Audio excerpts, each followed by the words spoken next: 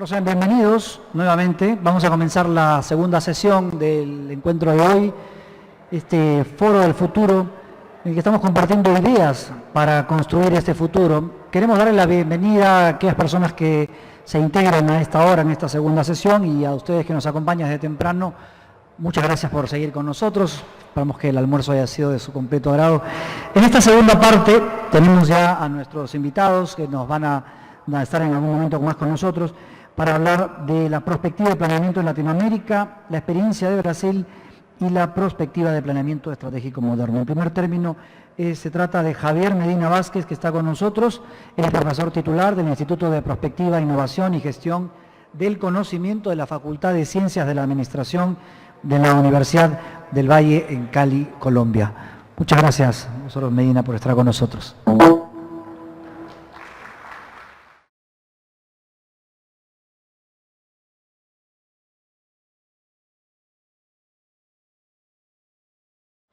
Bueno, muy buenas tardes a todos los asistentes, todos los participantes. Un cordial saludo al centro de CEPLAN por su invitación, a los diferentes amigos y conocidos en el auditorio y en todas partes aquí en el Perú.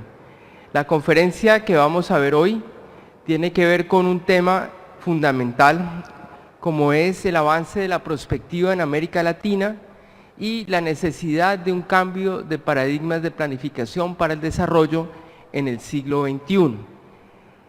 Hoy les voy a presentar una primicia realmente, porque lo que está aquí contenido es el material de un libro próximo a ser publicado por la CEPAL, que se llama Prospectiva y Política Pública para el Cambio Estructural en América Latina y el Caribe, el cual escribí en colaboración con dos personas, dos investigadores del Instituto de Prospectiva, Innovación y Gestión del Conocimiento, como son Steven Becerra y Paola Castaño de la Universidad del Valle.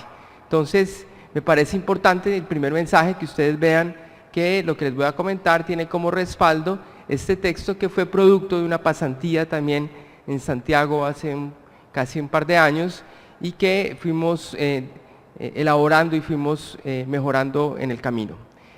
Los temas de la agenda son tres. En primer lugar, vamos a conceptualizar un poco la articulación de la prospectiva con la planificación para el desarrollo. En segunda instancia, quisiera que viéramos que esta interdependencia depende de dos grandes elementos. Si queremos ver cuál es el avance, los factores claves en el avance de la prospectiva en América Latina, tenemos que ver dos lados de la moneda. Por una parte, las tendencias en la oferta, que tiene que ver con las capacidades que existen en el continente, y por otro, la demanda de esos servicios prospectivos que surge de los gobiernos y que surge de los contextos institucionales. Entonces vamos a ver el plato fuerte allí, que son 10 tendencias claves en la observación de un largo periodo de tiempo. Y finalmente unas conclusiones y unos desafíos en torno a la necesidad de desarrollar más y mejores capacidades en prospectiva para promover lo que vamos a llamar ahora el cambio estructural en América Latina. Entonces, el primer punto tiene que ver, pues, el punto de partida.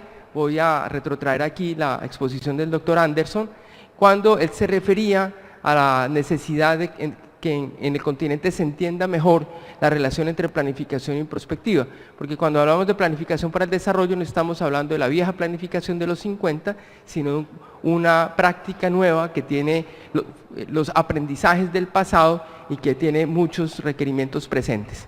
En ese sentido, vamos a entender la planificación en un sentido estratégico, tal y como lo definía Russell Ackoff hace varias décadas, como que involucra el diseño del futuro, que es lo que le aporta la prospectiva, y las rutas para alcanzarlo, que es lo que le aporta la estrategia. Entonces, de este modo, si hablamos de planificación estratégica a nivel de un país, estamos hablando de dos elementos complementarios: el diseño del futuro, que nos da la prospectiva, y cómo lo vamos a alcanzar, el paso a paso, la estrategia. Entonces, el uno no puede ir sin el otro. Ahora bien, me parece fundamental que se entienda que la planificación es realmente un proceso permanente de aprendizaje colectivo. La lección más importante que vivimos en América Latina es que estamos siendo sobrepasados por el cambio global. Si ustedes miran las presentaciones del doctor Vitar, esas tendencias principales que lo ubicó, así como la simulación y los pronósticos que trabajó el profesor americano. Ustedes pueden evidenciar que hay una gran cantidad de elementos que desbordan las capacidades de respuesta. Entonces, la lección es muy simple. Si América Latina quiere tener una posición global satisfactoria en los próximos 20, 30 años, tiene que mejorar su calidad de aprendizaje e ir aprendiendo al mismo ritmo que se va dando el cambio global. Ustedes vieron diferentes tendencias de cambio climático, etcétera, que requieren nuevas aptitudes y actitudes de parte de las instituciones. Si nosotros hacemos caso omiso a esas necesidades de aprendizaje, pues nos vamos a quedar con un bajo nivel de aprendizaje y nos vamos a ver crecientemente superados por unos competidores globales y por unas dinámicas que están más allá de nuestra comprensión y de nuestra respuesta. Entonces, la moraleja de este elemento es que la prospectiva y la estrategia nos sirven para catalizar ese proceso permanente de aprendizaje. Y como ustedes vieron en la participación del último conferencista, inclusive a través del pronóstico y la simulación se puede hacer aprendizaje por anticipado. Es decir, no hay que esperar a que lleguen los acontecimientos para entender que necesitamos modificar nuestros modelos mentales o nuestros comportamientos colectivos. Ahora bien, cuando miramos la relación entre prospectiva y gestión pública, yo creo que la prospectiva la podemos condensar en dos grandes palabras clave. La primera es la anticipación, que es el sentido clásico de la prospectiva, la exploración de los futuros posibles, probables y deseables. Pero a esa concepción clásica hoy en día le añadimos toda la parte estratégica que tiene que ver con la construcción de futuros y que tiene que ver con la preparación para efectivamente lograr el futuro deseado. Y eso se puede hacer inclusive en entornos inestables, inciertos y altamente conflictivos, solo que implica una planificación diferente, una planificación que requiere una retroalimentación constante para articular la visión de futuro de los gobiernos con el plan, con el presupuesto y con los programas, y una evaluación, una retroalimentación continua. Lo que ocurre, como ustedes saben, en nuestros continentes, en muchos de nuestros países, es que muchas veces tenemos planes sin visiones fuertes, y el valor agregado que le añade la prospectiva a este contexto de planificación consiste en crear imágenes estructuradas del futuro que sean innovadoras, que sean transformadoras y que sean realizables. Entonces, el núcleo duro de una propuesta prospectiva para un país tiene que ver con la calidad de la visión de futuro. Entonces, si eso es así, y tal y como instituciones como el ILPES han conceptualizado en los últimos 10 años, la prospectiva es una de las funciones básicas de la planificación. Las otras dos más importantes tienen que ver con la coordinación y la evaluación. Es decir, la prospectiva genera el input clave y la coordinación nos permite la secuencia y la coherencia de plan, presupuesto y programas, y la evaluación nos da la retroalimentación coherente. Esto nos sirve para entender que la prospectiva, si bien es fundamental para el manejo de un Estado, no va sola, requiere de la coordinación y requiere de la evaluación constante. Y hoy en día esto hace un circuito completo, de tal manera que la prospectiva junto a la coordinación y la evaluación son los elementos que sirven para dinamizar un Estado. Otros autores hablan de una cuarta función básica que tiene que ver con la concertación, que tiene que ver con la capacidad de generar acuerdos sociales entre los diferentes actores públicos, privados y sociales. Muy bien, entonces, si esto es así, ¿por qué es tan importante la visión de futuro y el papel de la prospectiva?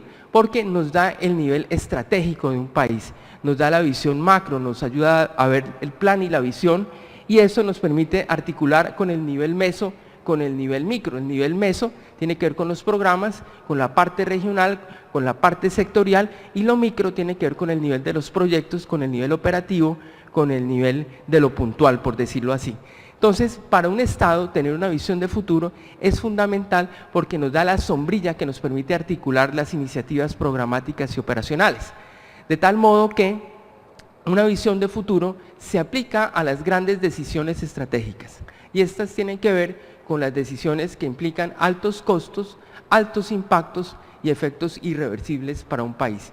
Y ustedes vieron en la exposición del doctor López y del doctor Vitar que la mayoría de decisiones públicas tienen impactos largos de 10 y 15 años hacia adelante. Luego, sustraer la visión de futuro y decir que un país ande por el entorno sin una visión de futuro es realmente quitarle el nivel estratégico a un país y condenarlo a que cada programa ande por su lado y cada operación, cada institución ande a nivel micro también por su lado. Muy bien, entonces eso implica que esa coordinación y esa visión de futuro se da a varios niveles. La pregunta más importante que añade la perspectiva tiene que ver con el nivel de lo que vamos a llamar la macropolítica. Es qué país queremos a un horizonte temporal determinado, qué papel puede jugar, en este caso el Perú, por ejemplo, en la economía global al año 2030. Mientras que la mesopolítica tiene que ver con la demanda de los sectores, por ejemplo, de las cadenas productivas, por ejemplo, y que tiene que ver con la articulación de esa cadena, de ese sector económico en el mediano plazo, en el desarrollo del país. Y por otro lado está la micropolítica, que tiene que ver con lo puntual, con lo operativo, con lo específico. Esto se los menciono porque en América Latina, infortunadamente, la cultura política es una cultura de lo micro, no de lo meso ni de lo macro. Entonces nosotros pensamos que lo que aplica, la lógica que es válida para lo micro, es válida para lo macro. Y ese es el error que no se comete en otras partes del mundo, donde la consistencia entre lo macro y lo meso es lo que le da sentido al nivel micro político en la toma de decisiones. Entonces, dicho esto, ustedes ven que para poder articular una visión de país con un presupuesto, con un plan, con unos proyectos, con unos programas, se requiere la visión de futuro. Ahora bien, si nosotros miramos, ya yendo al segundo punto de la agenda, cuáles son los factores claves en el avance de la prospectiva en América Latina y el Caribe en los últimos 60 años, pues tenemos que ver los dos elementos claves. La oferta, que tiene que ver con el suministro, con la provisión de capacidades, y la demanda de los gobiernos. Entonces vamos a esquematizarlo así. Digamos, desde el lado de los oferentes, de los productores de prospectiva, digámoslo así, se entrega buena prospectiva en la medida en que haya puntos de referencia en el continente, es decir, capacidades instaladas, especializadas en instituciones, en organizaciones, en la medida en que los actores decisores y la cultura política acepten el largo plazo y acepten la posibilidad de tener visiones de futuro. Se da también desde el punto de vista que el conocimiento prospectivo sea pertinente, sea avanzado, sea importante, y también depende de la existencia de redes de conocimiento y de comunidades prospectivas. Eso significa que si queremos ofrecer buena prospectiva al continente, tenemos que reunir estos 4 grandes elementos: puntos de referencia, actores y cultura política, un buen grado de desarrollo del conocimiento prospectivo y una buena calidad de las redes de conocimiento y comunidad prospectiva. Esa es la oferta. Pero la demanda está determinada por diferentes necesidades. Primero, por el modelo de desarrollo, porque vamos a ver ahora que no todos los momentos del desarrollo han pedido largo plazo y han pedido prospectiva. También tiene que ver con la interpretación del rol del Estado. También tiene que ver con la vigencia de la planificación para el desarrollo y tiene que ver también en sí mismo con el desarrollo de instituciones de planificación. Esto significa que si queremos que realmente en América Latina haya una buena sintonía de los gobiernos, de las dinámicas globales, necesitamos que el rol del Estado sea proclive, o sea, que lo acepte, medírsele a estos desafíos globales. Necesita una valoración de la planificación para el desarrollo y un desarrollo también de las instituciones de planificación. Entonces vamos a ver esto de lo macro a lo micro. Vamos a situarnos en los años 50 y vamos a recorrer década a década lo que ha pasado con este flujo de oferta y demanda de capacidades prospectivas. Entonces nos vamos a situar desde lo macro primero, desde la discusión del rol del Estado, los tipos de planificación, las instituciones de planificación y en qué medida esto ha jalonado, ha dinamizado las necesidades de prospectiva. Entonces, en primer lugar, situémonos en los años 50, en el modelo de sustitución de importaciones. Allí el rol del Estado era un rol activo, de pronto era un Estado excesivo, pero era un Estado que valorizaba la planificación, que creó el contexto donde surgieron todos los organismos nacionales de planificación y por tanto demandaba pensar en el futuro con una visión de largo plazo. Después, en los años 80 hasta principios de los 2000, en pleno auge del modelo neoliberal de crisis y ajuste macroeconómico, se desdibujó ese rol del Estado que pensaba el desarrollo. El Estado se convirtió en un árbitro, en un suministrador de información, en un nivelador de las canchas de juego, y eso hizo que perdiera interés la planificación, se descreyera de la planificación y por tanto se desvalorizaron las instituciones de planificación.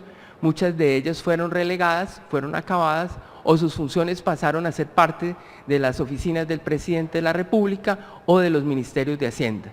Y eso hizo que evidentemente se demandara menos prospectiva y por tanto la gente no estuviera interesada sino en los equilibrios macroeconómicos y las dinámicas de corto plazo. Hasta allí, digamos, dos grandes momentos históricos en el desarrollo de América Latina. Después vino la década anterior. Esa década nos produjo una reacción, una coexistencia del modelo neoliberal con varios países de América Latina que procuraron un modelo socialista, y eso terminó por demandar un nivel de Estado un poco más presente en la gestión del desarrollo, con un tipo de planificación estratégica, ya no la vieja planificación, con una revalorización de las instituciones de planificación que comenzaron a reinstalarse. O sea, no es por casualidad que ese plan haya tenido su, digamos, su nacimiento en la década anterior, y eso hizo que se impulsase la necesidad de prospectiva. Entonces ustedes ven que es como una especie de suba y baja. En el primer momento hubo interés por la prospectiva, por el pensamiento por el desarrollo. En el segundo momento decae ese interés, hay un excesivo énfasis en el corto plazo, y a partir de la década de los 2000 comienza de nuevo una coexistencia, pero que nos muestra ya un cuarto momento. Entonces, en este momento, ¿en qué estamos? Estamos en un momento de cambio estructural, que significa ello una transición en los modelos de desarrollo. Ustedes vieron que las tendencias que presentó el doctor Vitar, que presentó nuestro representante del BID, el doctor López, muestran que hay nuevas dinámicas del desarrollo, un mundo con una nueva geopolítica, etcétera, etcétera, y eso implica también un rol del Estado diferente, un rol del Estado activo, un Estado que sea explorador y gestor de oportunidades para la sociedad, que puede ser en algunos casos una mezcla empresario, proveedor y árbitro, pero que ya no es el viejo Estado que se limitaba a dejar ver y dejar pasar. ¿Por qué? Porque las dinámicas de largo plazo, por ejemplo, de solución de problemas de medio ambiente, de energía, de educación, no responden a las dinámicas de mercado como uno esperase y necesita ciertos grados de corrección, de ajuste de parte del Estado. Entonces, todo ello implica una planeación diferente, estratégica, prospectiva, dinámica, compleja, con nuevos atributos y nuevas posibilidades. Ustedes vieron todo lo que el profesor de la Universidad Norteamericana nos mostraba, cómo se pueden desarrollar sistemas muy complejos que pueden facilitar la simulación, modelación, interpretación de fenómenos de tendencias de muy largo plazo, y ese aprendizaje se puede traer al presente. Eso implica que podemos desarrollar sistemas de planificación, que son sistemas mucho más contemporáneos, basados en tecnologías de información, que tienen unas características nuevas que permiten y facilitan la toma de decisiones estratégicas. Todo ello lo que muestra es que hacia el 2030 y más allá, la necesidad de prospectiva crece. Eso significa que se necesita una prospectiva que ayude a los gobiernos a innovar, a transformar trayectorias estratégicas, a manejar las transformaciones aceleradas de la sociedad. Entonces, la moraleja de este recorrido que hemos hecho brevemente es que ni la prospectiva ni la planificación son las mismas a lo largo de las décadas. Ustedes ven que en esos momentos históricos las cosas van cambiando y se van llenando de nuevos contenidos. Y eso exige de parte de América Latina una visión mucho más pragmática, más simple y menos ideologizada para abordar la toma de decisiones estratégicas de parte del Estado, de parte del mercado y de parte de la sociedad. Entonces, lo que vemos todo sumado es que estamos entrando hacia un nuevo modelo de desarrollo, una transición que implica un rol del Estado mucho más activo, un tipo de planificación más estratégica, más dinámica, más compleja, unas instituciones de planificación mucho más capaces y, por tanto, una mayor capacidad de aprendizaje en términos prospectivos. Bueno, ¿y eso qué tiene que ver con nosotros? Yo no voy a profundizar aquí mucho porque ya las presentaciones que antecedieron exploraron muy bien las macro tendencias globales, pero sí quiero dejar un mensaje muy claro, que el cambio estructural implica una transición de modelos de desarrollo y un cambio de época. El mundo no es el mismo con India y China siendo el 40% del PIB mundial en el 2040, 2030 y algo, que hoy, el mundo que vivimos hoy. El mundo con las demandas de igualdad, con la convivencia multicultural, con todo lo que vimos de convergencia tecnológica, no será el mismo de hoy. No solamente hay estos cambios, sino que la interrelación de estos cambios nos está creando un mundo mucho más abierto, mucho más demandante en términos de sostenibilidad y de esfuerzos de la sociedad para poder conservar el nivel de vida que hoy en día tenemos. Entonces, la invitación que les hago es a que veamos esto como un conjunto y no simplemente como tendencias sueltas, y que ese conjunto es un cambio estructural frente al cual tenemos que estar mejor preparados. Muy bien, entonces si esto es así, si va a aumentar la demanda de prospectiva y si es así, que el nuevo modelo de desarrollo exige más prospectiva, entonces la pregunta obvia es ¿en qué estamos en América Latina? Entonces les voy a contar 10 tendencias rápidamente que hemos encontrado en la investigación. Entonces, lo primero que hay que decir es que este es el primer momento histórico en el cual coinciden por primera vez oferta y demanda. En el primer momento que les comenté, años 50, 60, había una demanda de prospectiva, pero no había casi oferta. Después, en los 80 y 90, había una oferta que se estaba cualificando, pero se cayó la demanda. Después, en los 2000 comenzó a recuperarse la demanda, comenzó a prosperar la oferta, pero tímidamente. En cambio, en este momento, año 2014, podemos decir que por fin coinciden las circunstancias y ese desfase histórico ya se está cerrando. Es decir, que por un lado está surgiendo una comunidad prospectiva en grado de ofrecer respuestas efectivas en muchos países, pero también que los ministerios, los estados, las instituciones también están más maduras y mejor equipadas para saber qué hacer con la prospectiva. Entonces, ¿por qué decimos esto así? Bueno, si miramos rápidamente la prospectiva en América Latina, vemos varias épocas también. La primera época de los 60 a los 80, y hay una serie de fases, se dan las primeras experiencias pioneras en México, en Argentina, en Brasil, en Colombia, en Cuba, en Venezuela, por ejemplo. Hay una corriente líder que fue la corriente de la prospectiva científica tecnológica y aparecieron las primeras obras de divulgación en español. De los 80 al 2000, esas aplicaciones líderes de desarrollo científico-tecnológico se hicieron a escalas más grandes, aparecieron proyectos de varios países, surgieron las primeras aplicaciones al desarrollo territorial y se pasó a otra etapa de mayor divulgación en los medios de comunicación. Y de los 2000 para acá ha habido una fuerte expansión de la prospectiva por América Latina con una novedad que son desarrollos institucionales como los programas nacionales o centros o institutos y universidades. De todo ese recorrido subsisten 3 grandes puntos de referencia internacionales. En México, la Fundación Javier Barros Sierra, liderada por Antonio Alonso Concheiro. De otra parte, el Grupo Bariloche en Argentina, muy influido sobre los temas ambientales. Y por último, el Núcleo de Política Científica y Tecnológica de la Universidad Estadual de Campinas en Brasil. Han sido como los 3 grandes pilares que uno puede decir han recorrido todo el camino de los 60 hasta entonces. Muy bien, entonces ahí tenemos una primera noticia. La segunda noticia que les contó es que hay un marcado aumento del interés de los ministerios que ha potenciado la demanda. El tercero es que es visible un aumento de los ejercicios prospectivos en toda América Latina, evidenciado sobre todo en el nivel nacional, el nivel sectorial y el nivel territorial. Pongamos algunos ejemplos. Caso de Argentina, por ejemplo, los escenarios futuros del sistema agroalimentario, la creación de un observatorio de ciencia y tecnología para el desarrollo del sector agroindustrial, que está en proceso en este momento.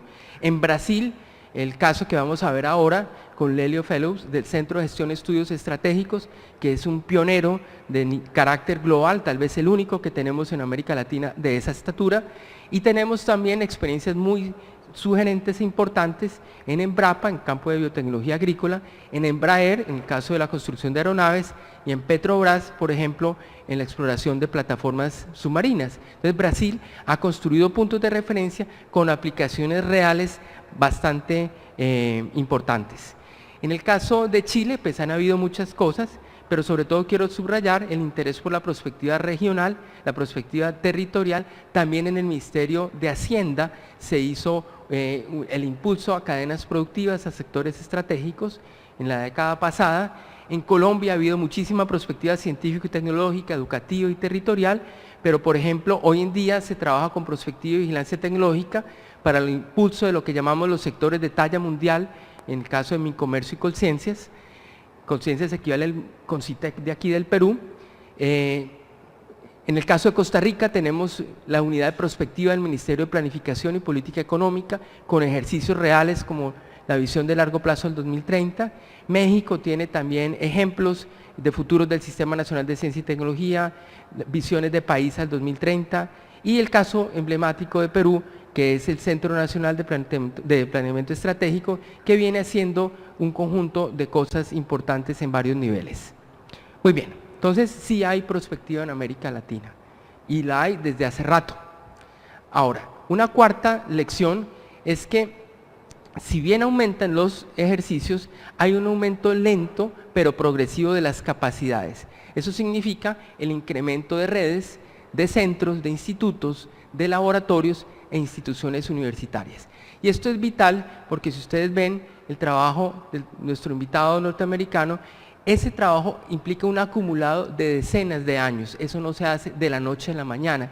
Y si queremos que haya prospectiva en América Latina de esa calidad, tenemos que tener puntos de referencia, como es el caso del CGE o lo que ustedes están construyendo en CEPLAN. Entonces tiene que haber una dotación, una infraestructura de organizaciones que impulsen esa dinámica.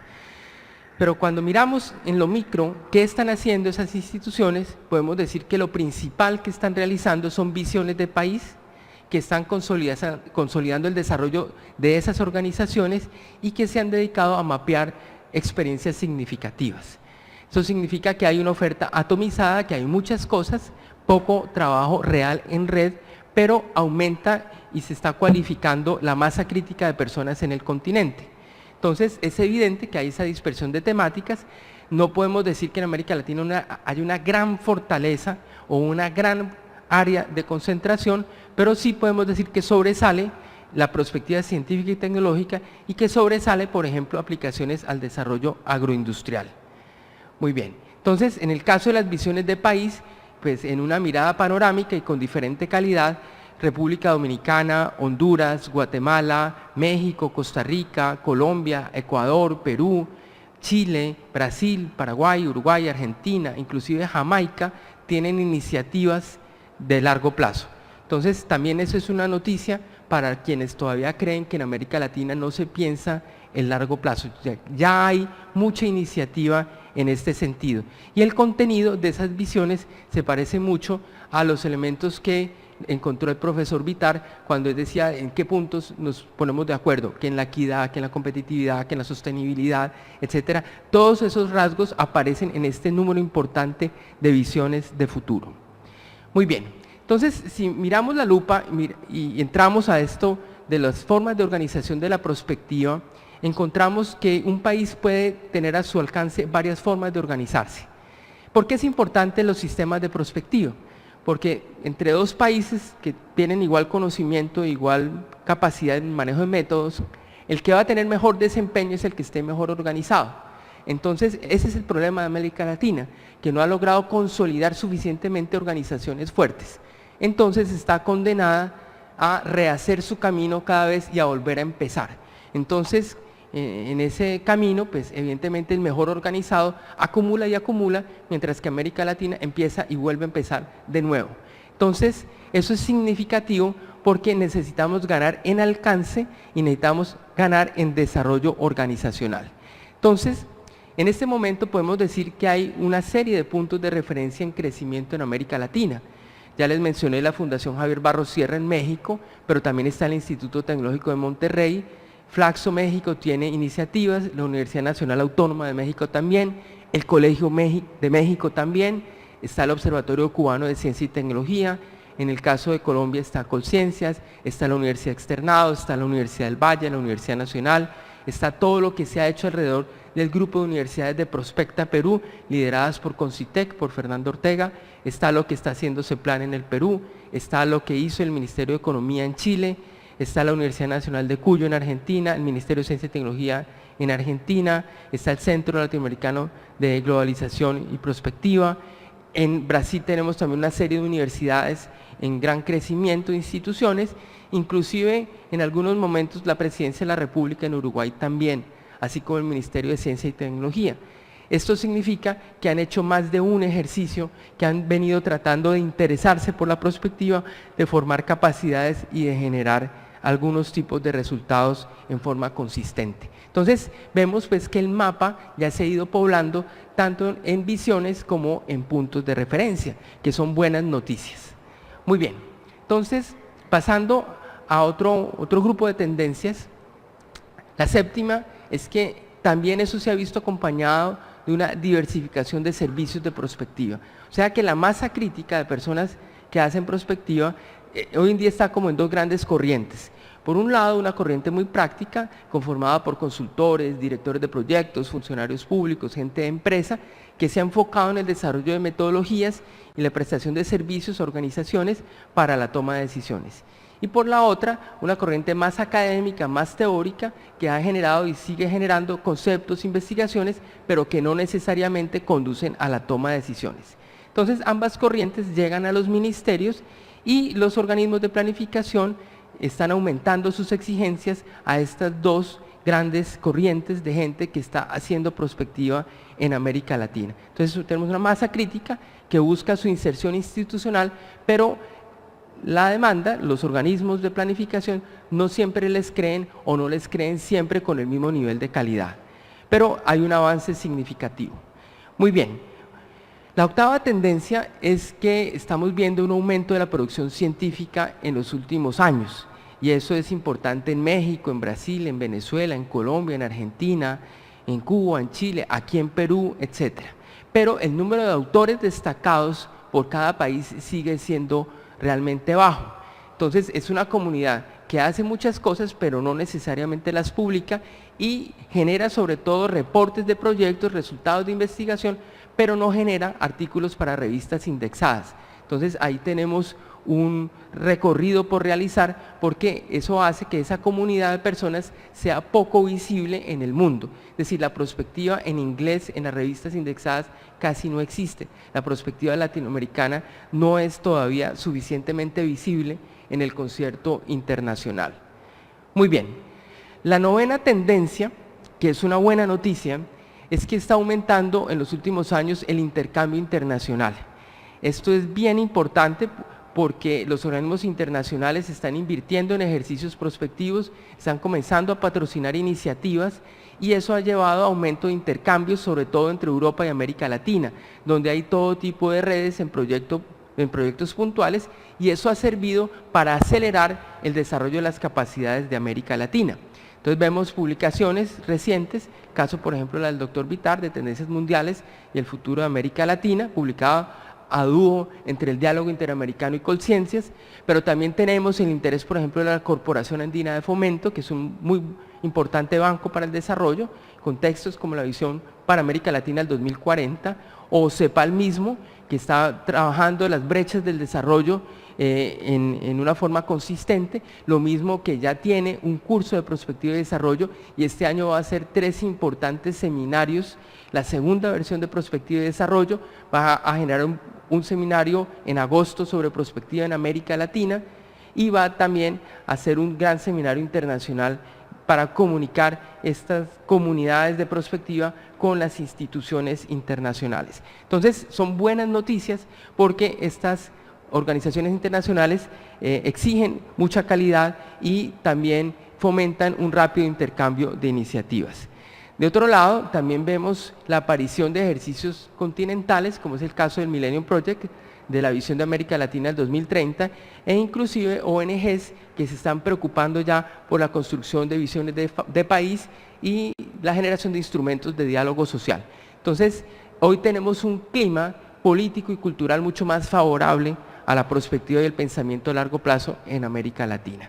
Entonces, eso se constata en una infinidad de asociaciones internacionales, redes, programas, proyectos, ejercicios, eventos consistentes y recurrentes que nos pueden decir que, en efecto, el balón se está moviendo en materia prospectiva en América Latina. No les voy a detallar todos los ejemplos, pero ustedes quedan con la presentación y cuando se publique el libro van a tener los cuadros con lo que hace cada una de estas organizaciones. Muy bien, la última tendencia en este sentido es que el lado oscuro de todo esto es que hay una baja producción de ejercicios de integración regional. Es decir, que carecemos de visiones integrales sobre el conjunto de América Latina que además trasciendan enfoques políticos unilaterales y que además trasciendan grupos económicos o grupos geográficos específicos. O sea, bien sea por Mercosur o por UNASUR, etcétera. Realmente continentales, el número de ejercicios prospectivos todavía es muy pequeño y menos aún en una concepción de transición de modelos de desarrollo. Entonces, hasta aquí las tendencias y ustedes han visto que han ido evolucionando oferta y demanda. Entonces, con todo este material saquemos unas conclusiones y ya vamos cerrando la presentación. Entonces, la primera conclusión que es muy relevante es que en América Latina, a pesar del avance, requerimos un cambio en la cultura política y las prácticas de nuestros actores políticos y nuestros operadores políticos. Es decir, que ese modelo que tenemos hoy vigente, cortoplacista, inmediatista, de baja responsabilidad, de bajo contexto global, ya no aguanta más. Y necesitamos pasar realmente a que la planificación estratégica para el siglo XXI realmente lleve a un cambio de modelos mentales que incorpore el pensamiento de largo plazo, sistemas de alta responsabilidad, comprensión de las dinámicas globales, etcétera, nuevos valores y más y mejores capacidades. Y esto implica algo que es muy importante, que tiene que ver con la segunda diapositiva que les presenté. Si el cambio global aumenta la complejidad a manejar en los próximos 20 años, el nivel de aprendizaje país, de aprendizaje organizacional tiene que cambiar. Entonces, el viejo estado árbitro neoliberal ya es muy limitado para capturar todas las demandas que vienen encima. Entonces, necesitamos mucho más que un estado observador que apenas suministra información. Hoy necesitamos un estado preactivo. El doctor Anderson les mostró al principio las actitudes hacia el futuro y eso es extensivo al estado. Necesitamos un estado que no sea solamente un bombero que simplemente solucione las urgencias, sino uno que cree condiciones y facilidades al sector privado para hacer las grandes transformaciones que requieren los mercados y la sociedad. Y necesitamos no solamente un Estado que produzca soluciones esperadas, sino que conduzca realmente hacia rupturas, por ejemplo, a crear una nueva matriz productiva en América Latina y realmente una inserción en sectores basados en conocimiento. Eso no lo ha hecho el viejo Estado neoliberal, porque el mercado sigue unas tendencias. Luego, el cambio de la matriz productiva necesita una combinación de Estado y mercado virtuoso. Eso es un tema ideológico muy complicado, pero que en Asia solucionaron hace muchísimos años. Y eso lo que quiero señalar es que implica pasar del enfoque que yo llamo economicista tradicional, es decir, que mira solamente los recursos, que es muy básico, que se limita a un Estado árbitro y observador, a un Estado mucho más integral, un Estado donde el enfoque económico vea los recursos y las capacidades y que se decida de una vez por todas a instalar capacidades más sofisticadas, más integrales para mirar el mundo en su conjunto e impulsar las trayectorias de los países. Entonces, ese es un gran mensaje para el Perú. Y eso a su vez implica, siguiendo esto, que nosotros aumentemos la curva de experiencia en el manejo de la prospectiva. Es decir, que pasemos de manejar métodos a especializarnos en procesos de toma de decisiones, como lo hace Brasil en aeronáutica, lo hace en biotecnología agrícola, lo hace en petróleo. Es decir, que las aplicaciones de la prospectiva sean altamente especializadas en procesos y necesitamos fortalecer organizaciones que puedan generar acumulados y ejercicios recurrentes, tal y como lo hace la Universidad de Denver, como ustedes vieron. No solamente necesitamos organizaciones, necesitamos romper el círculo vicioso de América Latina y es que no construimos sistemas prospectivos. A lo mucho tenemos instituciones fuertes o en proceso de fortalecimiento, pero nosotros necesitamos sistemas, es decir, la articulación de múltiples instituciones que logren realmente trascender el enfoque convencional y las capacidades básicas para instalar un enfoque mucho más integral con capacidades prospectivas más sofisticadas. Entonces, ¿por qué esto es así? Porque cuando miramos, por ejemplo, lo que se hace en países como Corea, donde sí hay sistemas, en estos países hace prospectiva todo el mundo. El Ministerio de Información y Comunicación, el de Salud y Bienestar, el de Medio Ambiente, el de Ciencia y Tecnología, la Oficina del Presidente, tienen organizaciones facilitadoras especializadas en focos temáticos que tienen sus propios métodos. Es un sistema integrado y especializado.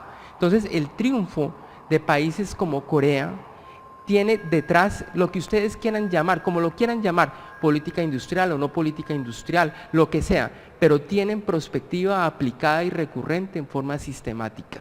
Y eso es lo que explica la capacidad de aprendizaje que tienen estos países. Muy bien, entonces ese tercer mensaje fundamental es que en América Latina ya no basta tener métodos, procesos o instituciones, sino que necesitamos sistemas prospectivos que requieren un conjunto interrelacionado de instituciones. Y eso a su vez, pero lo voy a pasar muy corto, implica que las instituciones de planificación tienen que aprender también a ser más preactivas y proactivas. Y eso es un desafío para los planificadores tradicionales. Entonces, para poder avanzar en un momento de cambio estructural y un momento de desarrollo de capacidades, tenemos que articular oferta y demanda. Y eso es posible. Podemos acompañar a América Latina acelerando esa sintonía. Podemos aprovechar el potencial pedagógico que tiene la prospectiva en la formación de nueva ciudadanía, de una nueva generación de administradores públicos. Eso es viable y se está comenzando a dar. Pero desde el lado de la demanda, necesitamos que las instituciones bajen sus restricciones políticas, bajen sus restricciones culturales y entiendan que estamos en un cambio de paradigmas de planificación y de gestión estratégica del Estado, donde necesitamos comenzar a pensar y a actuar estratégicamente.